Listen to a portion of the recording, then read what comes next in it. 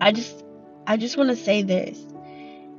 Wherever you are right now in life, where it may seem difficult, it may seem like you can't figure out which way's up, which way's down, it may feel like, God, what is happening? Like, seriously. Like, are you gonna clue me into any part of this plan? Because I'm lost and I don't really understand what it is you're trying to do. When you feel like that, believe that God has a plan for you. It's probably something better than you ever thought would be, because God knows that He can't. God won't go this far as keeping you and breathing life into you and waking you up every day if He did not have a plan for your life. If God did not have a plan for your life, He would not keep you on this earth.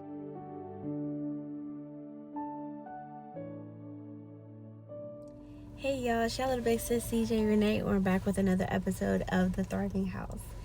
Y'all, I just want y'all to just hear me out for a second, because I've been in this weird place and I feel like God's every now and again brings me to this weird place where I'm just not sure what's gonna happen next. And I want to share that with y'all because, like I tell y'all all the time, this is my healing journey as much as this is yours. And I'm taking you along on my healing journey and hoping that somewhere along my healing journey, you find your relief that God is going to bring for you as well. So let me just talk about this for a second. I remember when I was in my abusive relationship, what, is known well today as domestic violence relationship, where I couldn't literally leave my room without it being a fight or an argument about me cheating or me leaving him or something one of the other, because he had cameras in the house. He told me originally, the reason why I allowed it was because he told me originally it was for safety. Just in case anything's going on and he's not around, he wanted to be able to keep an eye on things. And the cameras were motion censored. So if I ever stepped in front of the cameras, or if I ever, triggered the motion sensor, it was a phone call. Okay, it was a text message. It was a voice note. It was abusive and controlling from wherever he was, whatever he was doing, wherever he was at, which was a lot for me mentally. Being able to come home and relax and experience my living room and experience my kitchen and my back room and take part in the place that I paid for. Like I paid for not just the bedroom. It was my apartment. You know what I'm saying? Like, it was my apartment that I allowed him to stay in with me. He didn't pay no rent. He didn't even buy me food. He didn't pay for anything in the house besides gas or his own vehicle and transportation for me to get to and from work with his own personal vehicle. And that was about it. Majority of the time, sometimes I was paying for Ubers because he was out and about. And I mean, even hearing this back, anyone listening to this story would be like so disgusted by his behavior. I mean, how can you be controlling of someone who you're living in their house, you're not paying for anything, you're barely, like, they're being respectful, and you're constantly on them about cheating. Like, they're giving you a place to live and you're constantly on them about where they're going and who they're talking to, what they're doing. Like, it was very psychotic in nature. However, besides all of that, because God has given me ability to heal from that and to let that go.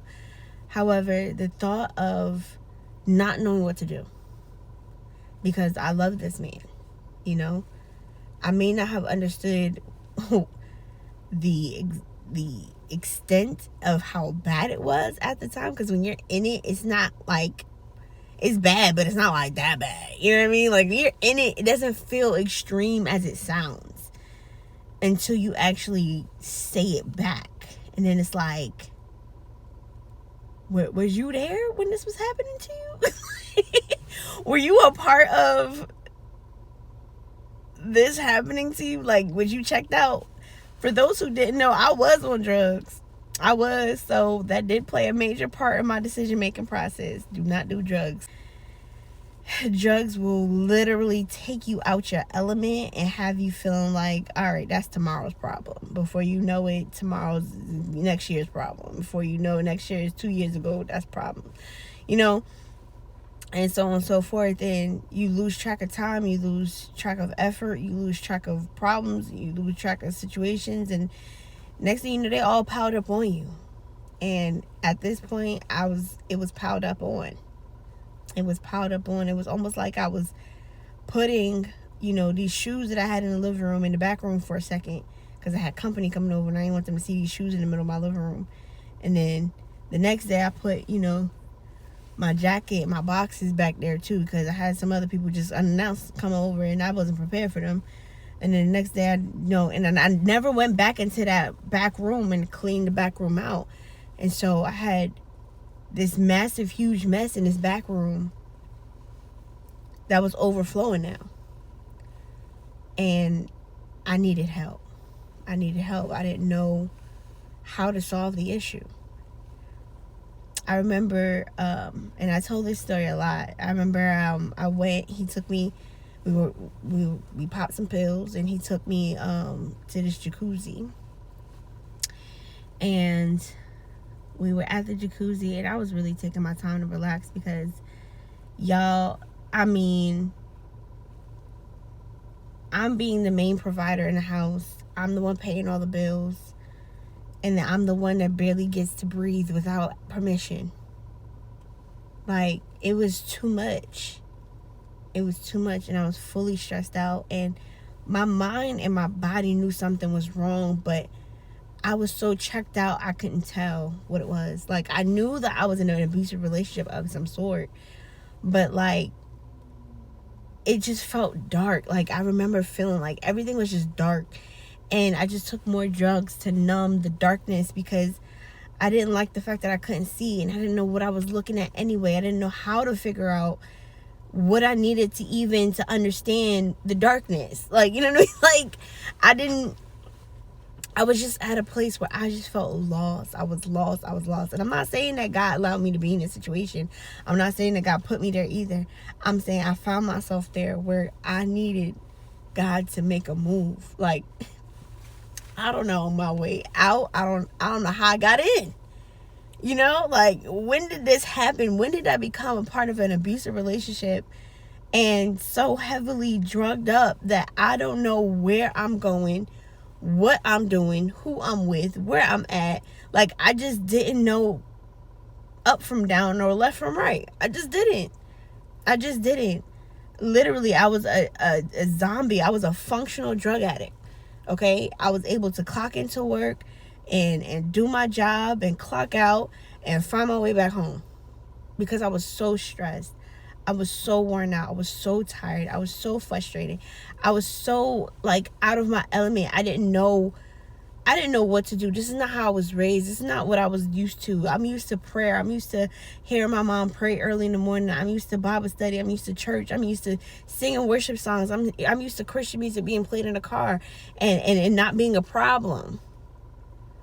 Like, I never, like, the world without God is such a dark place. I just want y'all to know that. Like, if you ever thought, this Christian life is not enough for me, the world is a dark place. Don't do it. Don't do it. All right, I'm done.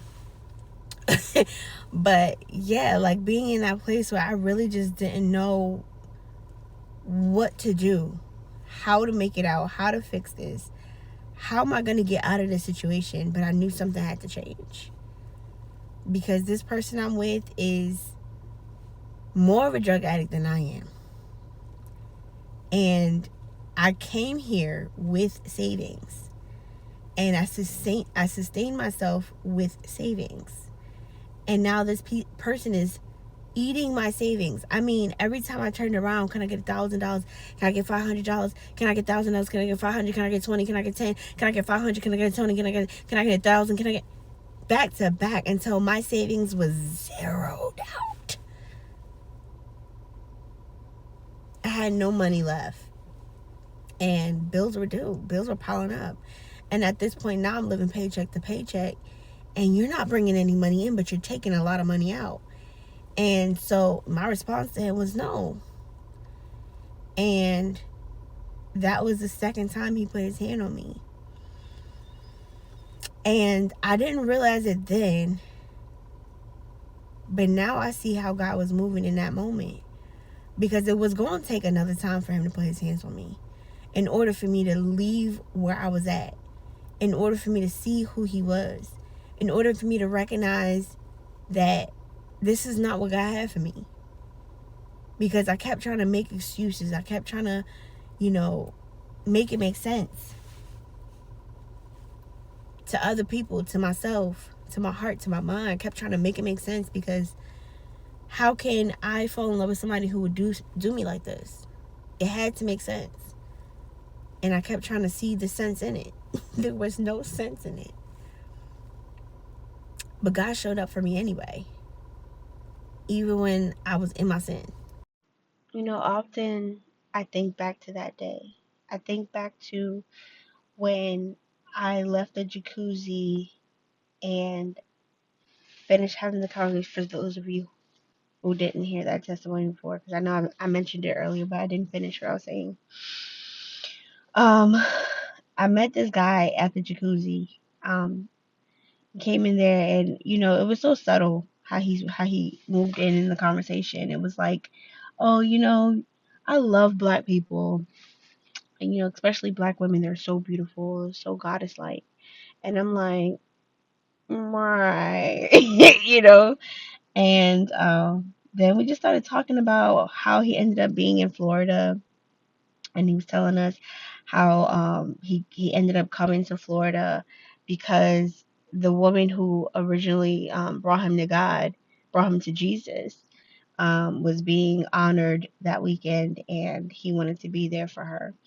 And then he was giving us his testimony about how, he was married and his wife left him and his 3-month-old, and um, you know, God spoke to him. He was praying to God, and God spoke to him. It was just like, you need to leave. You need to leave. And he left. He moved to, I don't remember where. And he was like, when he got there, he had no money in his pocket. He had just one bag full of diapers and some wipes and some formula, and he left. He didn't have much, but for money for the ticket to get there. And before he knew it, as he landed in wherever he was at, he got a house, he got a job, childcare. Things just started flowing because he said yes to God. He surrendered to God. And in his yes, he received all of these blessings and all of this, um, miracles that were happening in his life. He wasn't really sure how he would have done it without God. And I remember that being his my takeaway, because he said to me, that's the same thing God is asking from you. God wants your yes. And I mean, all the while we're having this conversation that's 3-part, but it ended up being just about me and him. Like, he directed all his comments to me as if he knew the God that was in me, the God that was buried under all the drugs, the God that was buried under all the guilt, all the shame, all the sin, everything that I've ever possibly done was like completely overlooked. And all he can see was the God that was still in me, waiting for me to recognize it, the God that's in me. And I remember going home that night and feeling like, oh my gosh, well, first of all, I need to leave my fiance. I need to leave him. I can't stay in this relationship with him because he doesn't understand the person I'm supposed to be. I know who I'm supposed to be. I can't stay in this relationship with him because he's going to hold me back. He's not going to change. As long as I'm here, he's going to stay the same person. And I remember thinking, I'm afraid to leave him. I'm afraid to know what life is like without him. And so I didn't leave right away, but I remember saying yes to God. I remember saying yes to God. I remember saying yes on repeat to God because I didn't want to stay in this relationship. And God Himself was going to have to help me out. I mean, literally, I remember saying that, like, God, you're gonna have to come down here and help me out because I can't in my own power, my own strength, get out of this relationship. And not because I was scared of my ex fiance, because I used to beat him up just as much as he was beating me up. Let me not make it seem like I was a battered woman. Like he punched me, I decked him back. There was not no, oh no, no. I was wearing that man out just as much as he was wearing me out. It was a twofer. Okay? If anybody ever know, if I ever told anybody his name and y'all happen to look him up and y'all see his picture today, that I messed that man up too. Okay, at least I don't look like him. I'm gonna just say that real quick because I don't want nobody thinking I was a battered woman. I was not a battered woman. I definitely did fight back. But that doesn't even matter. That doesn't even matter. What matters is what matters is the fact that I was in a place where I didn't know what was gonna happen. Honestly, I could have died a number of times being in that relationship because my ex fiance carried guns and always threatened me with them. Like one time he put it to my temple and told me all he had to do was pull it right now and bury me in a marsh and my parents would never know where I was at. And I don't even understand why he said it to me. I don't even remember how the argument even got there or what were you even arguing. I don't remember, but I remember walking out that car and he had to chase me down the street because I was not coming back. What? Who says that's this person, a person that they love? Like, you don't got nothing better to do with your guns? You know what I mean?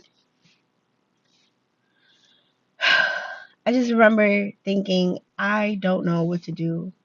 I don't know how to force myself to get out of this relationship because as the problem with domestic violence is not so much the beating, it's not so much the fighting. Yes, that is the issue. Yes, that is the issue. But the issue is you actually love the person you're in a relationship with. You actually have a some form of a tie, whether it be a soul tie, an emotional tie. You know, for me and him, it was um, I forgot what they call it, but basically, you know, we both leaned on each other. We're codependent because of our trauma, because of our past, because of things that we experienced in life. Like, you know, he understood me, I understood him, and I felt like I never been understood like that ever in my life. And so to leave him to be again without my person, you know, would be putting myself in a really bad situation that I was not prepared for, and I needed God to help me because clearly this was not my person. I knew that much. I knew clearly this was not going to work. And so I needed God to help me. And I will never forget it. It might have been very painful in that time period to, you know, be attacked the way I was attacked the last time I saw him. But the way God allowed things to play out was God showing up for me exactly how I asked him to. Not only did not only did it push me to leave him in the relationship, but it also allowed, like, God also allowed me to see who he was. This man was targeting me, like literally targeting me like a scam artist.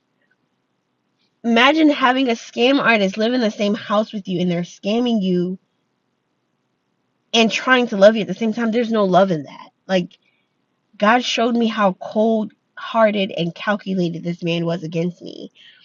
And in doing so, revealed that this was not even something that I could call love anymore. Like, even if he did love me, this was not the version of love I know to be love. So I don't know what this was. You know what I mean? And God helped me because I was at odds with my parents and I didn't know how I was going to get them to help me. But God used my sister to speak with my parents, and my parents, you know, being God fearing and loving, responded to the call and sent for me to come home. And I've been here. They've been covering me. They've been praying for me, you know, and I'm just seeing how I could have been it could have been way worse than it was. I could have been homeless, I could have been killed, I could have been in this relationship, I could have went back. Most people do go back to their abusers. And I just I just want to say this. Wherever you are right now in life, where it may seem difficult, it may seem like you can't figure out which way's up, which way's down, it may feel like, God, what is happening? Like, seriously. Like, are you gonna clue me into any part of this plan? Because I'm lost and I don't really understand what it is you're trying to do. When you feel like that, believe that God has a plan for you. It's probably something better than you ever thought would be, because God knows that He can't. God won't go this far as keeping you and breathing life into you and waking you up every day if He did not have a plan for your life. If God did not have a plan for your life, He would not keep you on this earth. I mean, like, just being who we know God is, God is not the type to be cool with you doing whatever you want to do, or He's not the type to be like, all right, well, I don't have a plan for you, so I'm gonna just let you stay here on earth and breathe. Like, He's not that type. He's not the let you figure it out type either. He is the type that He will give you options so you can choose for yourself. But ultimately, He has a plan. Ultimately, He has a plan. And I've said this before in one of my videos previously, where I was just like, God has a plan for you. You could take the long way or you could take the short way. But best believe the decision and the purpose that God has for you is already in plan. It's already in motion. Like, you cannot think that your abilities or your inabilities really have a part to play in God's forward motion. It really has nothing to do with it. It's nice that you have the ability to type 25 words per minute, per second, whatever, however they do it, right? It's really great that you have your master's in social working. It's beautiful. That's beautiful. And I'm not here to shame anybody. I'm not saying this because I want anybody to feel like, oh, it was pointless for me to go to school. No, go to school. Achieve the things that you want to achieve. Okay? Don't settle for anything less. But I want you to know that if God has a plan for you to be in a situation where, for example, today, I was having a conversation with my mother that really shocked my world, because it's like I went to school for criminal justice. I graduated with my bachelor's. I went back to school for my master's. I'm currently getting my master's right now, and I'm jobless. All of that for what? When God has a plan for your life, it doesn't matter. It doesn't matter. Those things were for you to enjoy accomplishing. That has nothing to do with the plan of God. And sometimes you feel lost in what that plan is. Because I promise you, when I tell you, I lie to you not, I felt lost in trying to figure out what was happening towards the end of that relationship. I felt very uncomfortable. It felt very dark. I wasn't sure, like I said, where I was going, what I was doing, who I was with. I couldn't determine my up from my down, my left from my right. I felt lost. But that's because God was making me uncomfortable, because He was about to do something incredible. He was about to do something incredible. He was saving my life. He was saving my life. I don't understand. Like, I'm trying not to cry, but God was saving my life. I should have been dead. I had I had a knot on the sides of my head that was about this big, right here. I had a concussion, bro. I should have fell asleep and died in my sleep. That's really how it plays out.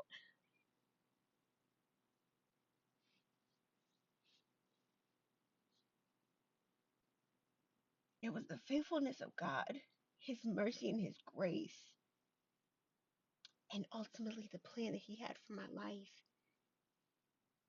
why I'm here today. And I'm able to speak to you not from a place of hurt, not from a place of brokenness, but from a place of understanding of who God is, who God has always been. He's not going to change today because today is August 27th, 2025, and this is the God from August 2002, or this is the God from, August of 2020. No, he's the same God always and forever. He ain't going to change today for me. He's not going to change today for you. He's not going to change today for the next person. If God has a plan for you, you will know it because you are alive and you are still on this earth and you are still breathing and you still have the ability of your limbs. Even with people who don't have the ability of their limbs. I saw the other day, and I'm a change the subject, but still on topic. I saw the other day a man who was speaking. The man had no arms, no legs. He had, I think, a finger coming out of the side of his body that I guess was his way of pointing. And no shame to that man if y'all know who I'm talking about. But I'm just like, God still has a purpose and a plan for you. Even if you don't have the limbs, the fact that you are still alive and breathing is enough. God can still use you. You can still have a miracle worked in your life. You can still change someone's life. You can still make someone a believer. Okay? God still has the ability to change your situation around. No matter what the sin was, no matter how many times you did that sin, no matter how shameful you are, and no matter the guilt you carry. All God wants to know is that you're willing and able. All he wants to know is that he has full reign to work miracles and signs and wonders in your life. That's all he wants to know. Once you give him the okay, you fully surrender to his will, that's it. All is said and done. You now can sit back and relax and watch God do the most incredible things in your life. And don't get me wrong, because the reason why I'm making this video is because I have to remind myself today that no matter what it looks like, no matter how dark it may seem, no matter how confused or lost I may feel, that God has a purpose and plan for my life. Even today, I'm not in an abusive relationship. I'm not strung out on drugs. I'm not at a loss for a place to live. I'm actually sitting in my car that I never had before, driving a car that I never drove or able to drive before, in the driveway of a home that I've never lived in before, that is huge. And literally, I sunbathe in the living room. Like, this is the life that I'm living today. And even with that, I can still be lost. It is not impossible. You may ask why I feel lost. Well, I feel lost today because I don't know how to make ends meet. I've been relying fully on God. Now, I will say this. Every week, every month, every day, I'm stressed. Okay? But them bills are still getting paid.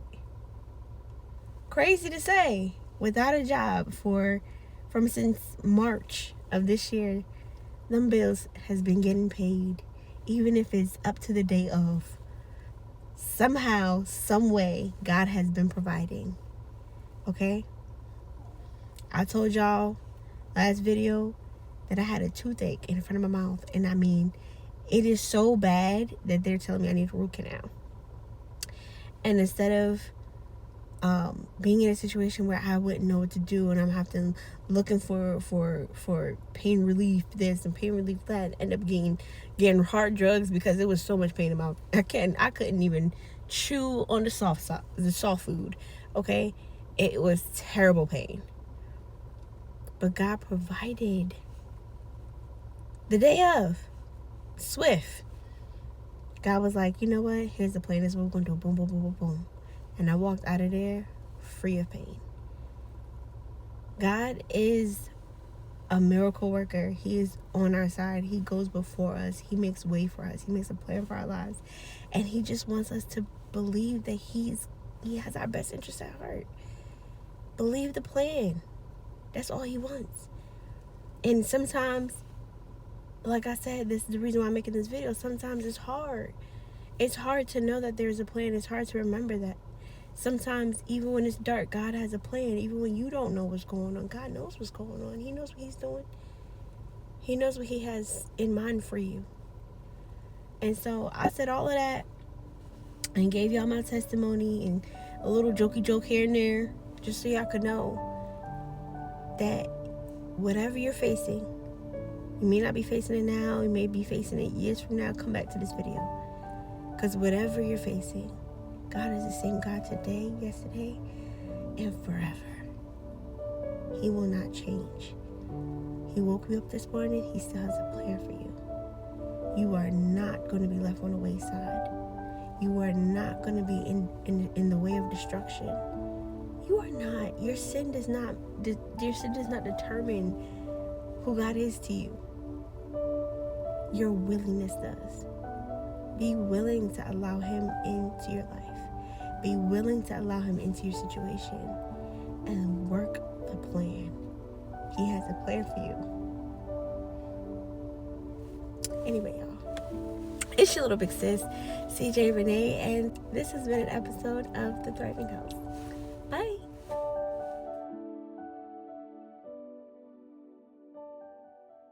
Hey, it's your little big sis, CJ Renee, and this has been an episode of The Thriving House, where we focus on purpose, and purpose helps us find peace. And in peace, we are empowered for our thriving.